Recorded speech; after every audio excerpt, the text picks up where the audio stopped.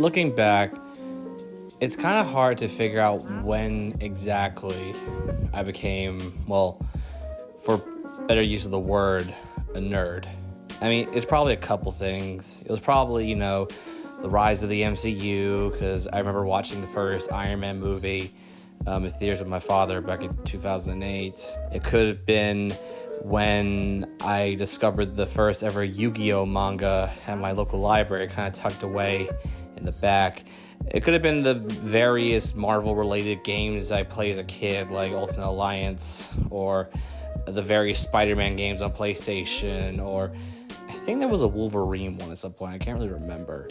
I think what's really cool about stuff like this is that you're able to find a community that really understands why you like the things you like.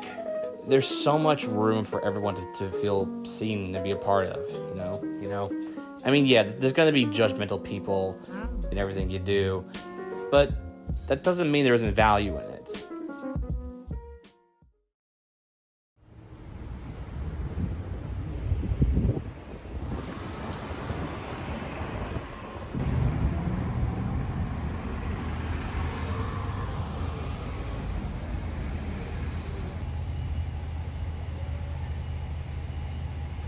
Oh, I'm into so many hobbies and fandoms. It's kind of what I based my entire life around.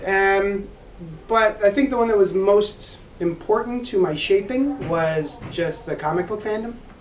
My mom would give me the Archie Digests at Acme or wherever on the spinner racks. And then G.I. Joe, the 80s cartoon comic book, and Spider-Man. When I was very young and finally going to comic shops for the very first time in the Roosevelt Mall in Northeast Philly, and the guys behind the counter occasionally were nice, but really what I remembered was me going in, buying things that I was interested in, and them, as they're ringing me up, sort of teasing me and making fun of the things I was buying. And there's really kind of a jerky attitude towards it. I've had so many people come into my shop and explain to me their experiences at other shops, and how when you have those types of people manning those shops, or occupying those shops, it makes certain demographics not want to come in and experience it. It gatekeeps them, it keeps them away. They walk in, they have a bad experience, and then they go, well, never mind, I'm not going to do that anymore. Do you have any questions? Especially. Sorry, I'm just looking. That's all right. This is a table of number ones. So for people who want to try new series.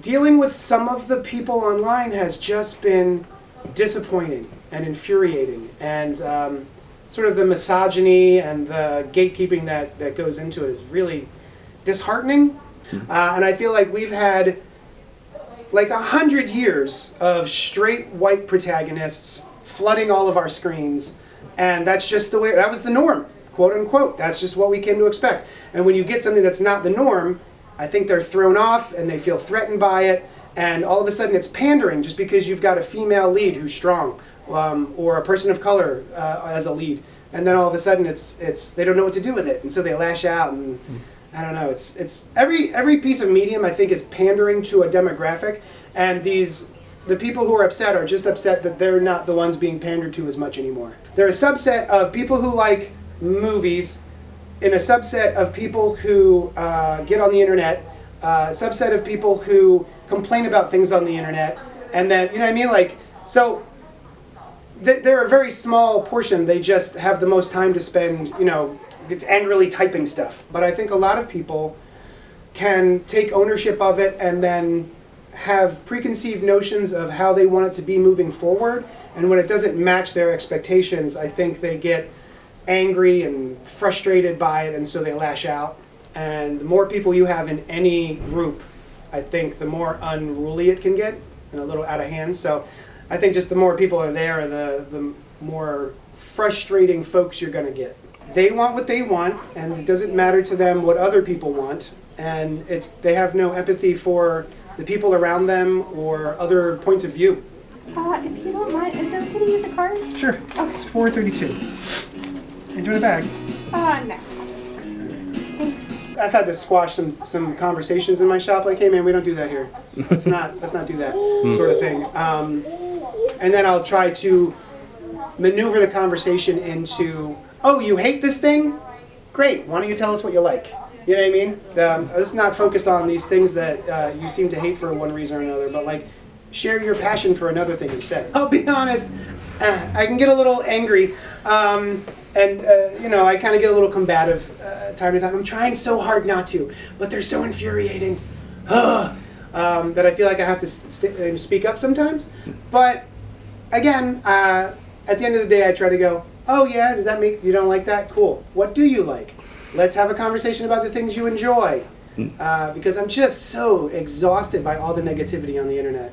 And while I can contribute to it, I try so hard not to. It's the best time to be a nerd since ever, I think.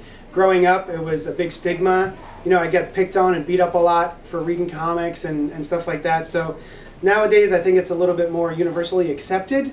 And I'm just, if I could go back in time and talk to 12-year-old me and tell him all the things that are coming, I don't think he'd believe it. There's so much good stuff out there right now that I can't even keep up with all the good stuff. November 1st. November 1st. I got some ways to go, but I just want to say that out loud.